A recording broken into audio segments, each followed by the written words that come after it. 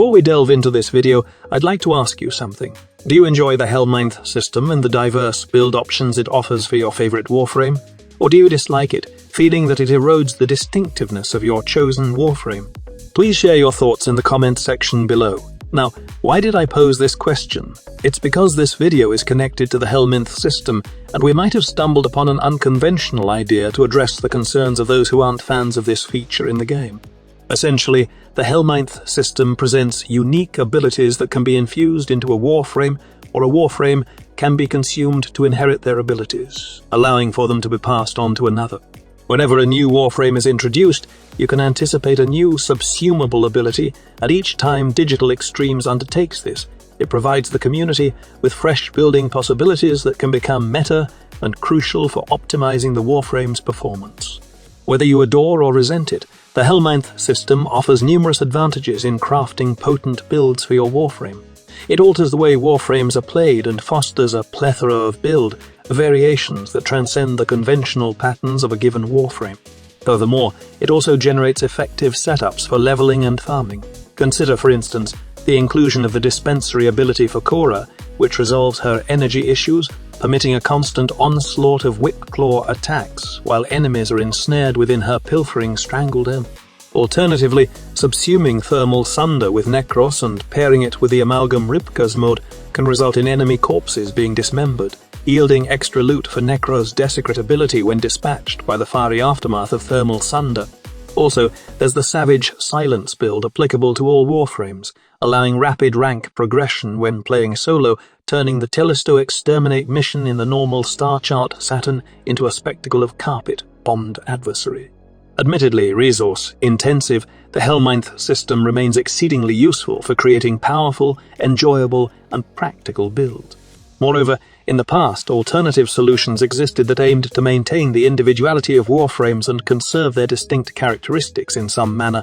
You might recall rumors surrounding dark-themed Warframes akin to Excalibur Umbra proposed to enhance and expand a Warframe's features without disrupting its core abilities. Although promising, these rumors remained unsubstantiated, and no follow-up to Excalibur Umbra was unveiled.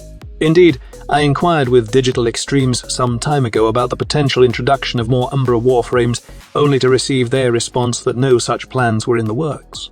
There existed another avenue, and a comment earlier reminded me that I too had suggested the concept of evolving Warframes. Thanks to a comment from a previous video, I recollected that I had previously advocated for the notion of evolving Warframes. This was prior to the inception of the Incarnon system. I believe this was during the release of the Proto-Via armor, which highlighted to me the potential of incorporating evolving Warframes into the game. Admittedly, we're aware that Proto-Via armor is purely cosmetic, and although Digital Extremes might not openly admit it, it appears to have drawn inspiration from Apex Legends Prestige skins, which evolve upon completing challenges.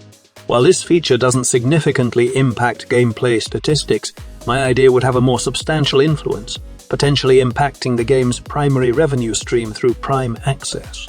So what exactly is this evolving Warframe concept I'm proposing? It deviates somewhat from the current Incarn system applicable to weapons. Unlocking a specific evolution would involve overcoming challenges. However, these evolutions would differ from mere statistical enhancements, such as augmented health, armor, shield, or energy. Instead, these evolutions would focus on enhancing the Warframe's abilities. Take Volt, for example. Upon reaching the first evolution, his shock ability could be upgraded to exhibit more potent chain reactions among enemies and the capability to disable firearms. In the second evolution, his speed ability might gain added potency, offering shield regeneration akin to Gauss's Marsh Rush. The third evolution could transform his electric shield into an electric dome resembling Frost's snow globe, safeguarding allies within but depleting Volt's shield in the process. Finally, the fourth evolution might introduce a vulnerability effect to enemies struck by his discharge ability. I acknowledge that my example might seem inadequate, yet Digital Extremes possesses the potential to refine this evolving feature for Warframes. The primary reservation with this feature is that augment mods already exist, acting as temporary fixes for Warframe abilities. While augment mods have their merits, I'm somewhat discontent with their consumption of valuable slots that could potentially be occupied by innate ability enhancement. Rather than functioning as modes, These enhancements could be incorporated into an expanded in-canon Warframe system, establishing a more robust foundation for each Warframe's abilities. Another noteworthy advantage of this Warframe evolution system is the potential to revitalize individual Warframes with targeted updates centered around their evolutions. Beyond merely introducing additional powers, these evolutions could rectify issues associated with a Warframe's fundamental abilities. Admittedly, this system harbors benefits, although some have posited that it's impractical due to the presence of augment mods, which could lead to game-breaking imbalances.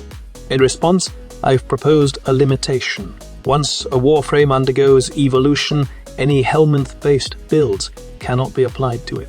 This approach ensures that the Warframe stands apart, devoid of reliance on subsumed abilities, and the sole pathway to access these enhancements would involve engaging in a narrative arc involving combat against the sentients, culminating in reaching the Tor system, where the Orokin's technology for creating both sentients and Warframes is discovered.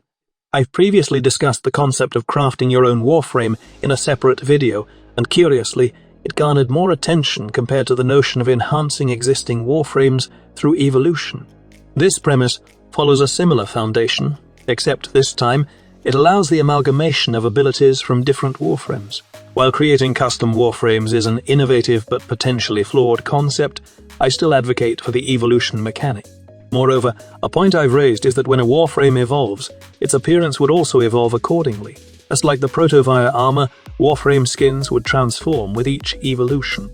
However, this aspect has led some to view this concept as unfeasible, as it could potentially undermine Warframe's monetization strategies. It's understandable why they might refrain from releasing additional Umbra Warframes, as they are freely accessible and don't require platinum expenditure. As TennoCon 2023 approaches, I continue to produce such videos in anticipation of the event. This TennoCon is particularly intriguing due to the transition to an entirely new development team. This raises questions about the nature of the forthcoming updates for Warframe. Moreover, the Duviri paradox represents the final guaranteed update from the previous team, and it's a substantial expansion that the new team could potentially utilize as a solid foundation. Rebecca and her team have presented some fascinating ideas in recent small-scale updates, introducing mission types like mirror defense and a new survival node on the moon.